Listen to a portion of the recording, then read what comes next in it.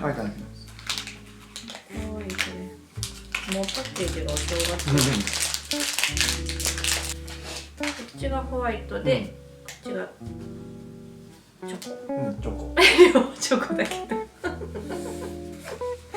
通常の。そう通常の。食べてみよいただきます。う。美味しい。これ美味しかった。美味しい。美味しい。サイズ感がいいよ、これ。ちょうど。そうなんだ。チョコひのみこれ。お弁当のやつにちょうどよかった。よかった。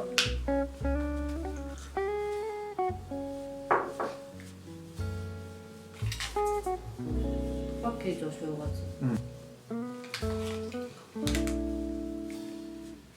んかディズニーのお土産、味全部美味しかった。確かに美味しいね。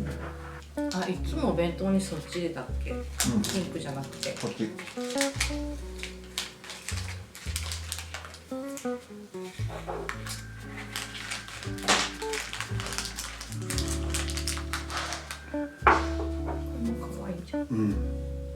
これいつの？これは今年のクリスマスの。今年のだったっけ？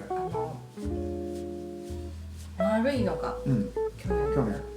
でもこれもさ、これもいいよ、ちょっと形変わってる。